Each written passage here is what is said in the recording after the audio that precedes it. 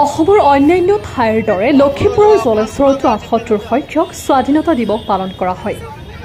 ৰাজহুৱাভাৱে অনুষ্ঠিত কৰা এই স্বাধীনতা দিৱসৰ ৰাষ্ট্ৰীয় পতাকা উত্তোলন কৰে জলেশ্বৰ বিধানসভা সমষ্টিৰ বিধায়ক আফতাবুদ্দিন মোল্লা আৰু প্ৰাক্তন বিধায়ক চাহাবুদ্দিন আহমেদে।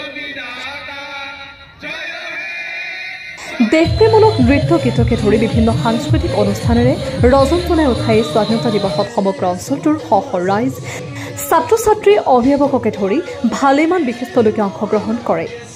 জলেশ্বৰৰ এই স্বাধীনতা দিৱস উদযাপন সমিতিৰ সভাপতি আব্দুৰ নুৰ মোল্লা আৰু সম্পাদক সাংবাদিক ৰফিকুল ইছলামে উদযাপন সমিতিৰ হৈ বিশিষ্ট অতিথি তথা উপস্থিত ছাত্ৰ ছাত্ৰী আৰু ৰাইজক ৭৮ সংখ্যক স্বাধীনতা দিৱসৰ শুভকামনা জনায়।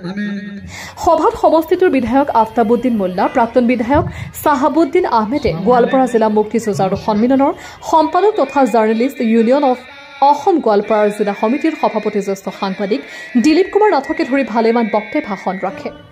আবেলি আকৰ্ষণীয় এক ফুটবল খেলেৰে স্বাধীনতা দিৱসৰ সামৰণি পৰে। ইপিনে সাংবাদিকে সোধা এক প্ৰশ্নৰ উত্তৰত জলেশ্বৰ বিধানসভা সমষ্টিটোত বাট পথকে ধৰি বিভিন্ন কামৰ অনুমোদন হোৱাৰ পিছতো এতিয়ালৈকে কাম আৰম্ভ নকৰাত ক্ষোভ প্ৰকাশ কৰাৰ লগতে অসমৰ লগতে সমগ্ৰ ভাৰতবাসীৰ শান্তি কামনা কৰে বিধায়কগৰাকীয়ে। এইবাৰ ভাৰতবৰ্ষৰ গৌৰৱময় স্বাধীনতা দিৱস, এই স্বাধীনতা দিৱস আমি জলেশ্বৰ ৰাজহুৱা যিটো খেল উচ্চতৰ মাধ্যমিক যিটো খেলপথাৰ, এই খেলপথাৰ আমি বৰ্ণাঢ্য কাৰ্যসূচীৰে আমি সম্পন্ন কৰিলোঁ। আৰু আমাৰ যিটো আমাৰ লক্ষ্য, এই অঞ্চলৰ বিভিন্ন স্কুলৰ ছাত্ৰ ছাত্ৰীসকলৰ মাজত কণ সৰু ছোৱালীৰ মাজত নৃত্য, বিভিন্ন নৃত্য গান কৰি আছে, এইবিলাকেদি আমি আমাৰ এই স্বাধীনতা দিৱসটো আমি উলহ মালহেৰে পালন কৰিছোঁ। প্ৰতি বছৰে পালন কৰোঁ, এইটো আমি প্ৰতি বছৰ পালন কৰোঁ। আৰু এইবাৰ আৰু প্ৰচণ্ড গৰমৰ মাজতো আমি এইবাৰ বেছিকৈ উৎসাহিত পালন কৰিছোঁ। এই মুহূৰ্তত ৰাইজক কি বাৰ্তা দিব?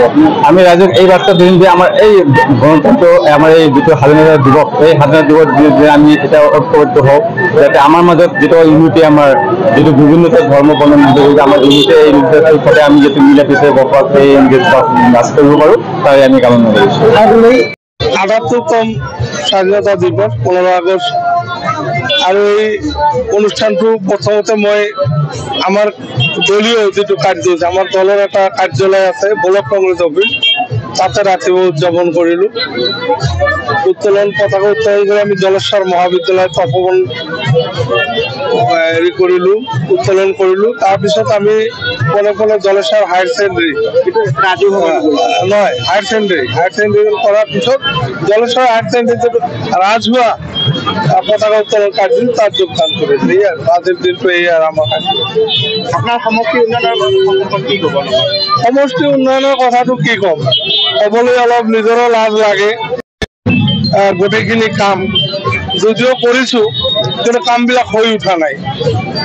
আজি যিটো আমাৰ ৰাস্তাটো ক'বলৈ গ'লে Lakhimpur Jaleswar, Lakhimpur Khalicharbita, Pirbari to Gaurnagar, Gaurnagar to Chataibari, Rajbita to Tarangapur, এই গোটেইখিনি ৰাস্তা ইতিমধ্যে চেংচন হৈছে আৰু ঠিকাদাৰে আবণ্টনো পাইছে, কিন্তু ঠিকাদাৰে কাম কৰা নাই, কাম আৰম্ভ নকৰে। কাৰণটো মই বুজি পোৱা নাই। বহুবাৰ যোৱা বিধানসভাত অসমৰ মাননীয় মুখ্যমন্ত্ৰীক মই এই বিষয়ে অৱগত কৰিছোঁ। আপোনালোকে মোৰ ভিডিঅ' ফুটেজ চালে পাব। মুখ্যমন্ত্ৰীয়ে মই কৈছোঁ যে কামটো কিয় হোৱা নাই। তেখেতে কৈছিল যে মোক লিখি দিব, মই লগে লগে কাম কৰাম। মই কৈছোঁ মই লিখি আনিছোঁ আৰু লগে লগে এই বিধানসভাই এই মুহূৰ্ততে তেখেতক অৰ্পণ কৰিছোঁ। তাকো আজি 4 মাহ হৈ গ'ল, কিন্তু মই কাম দেখিবলৈ পোৱা নাই। আজি সমষ্টিৰ বিভিন্ন ঠাইত গাঁত হৈছে, ৰাস্তা ঘাটত স্কুলীয়া ল'ৰা ছোৱালী যাব পৰা নাই, চাইকেল মটৰচাইকেল চলাব পৰা নাই, গাড়ী ঘোড়া চলা নাই। ইয়াৰ কাৰণ এটাই, ৰাস্তা চেংচন, ৰাস্তা টেণ্ডাৰত কাম পাইছে, ঠিক আছে, কিন্তু কাম কৰা নাই।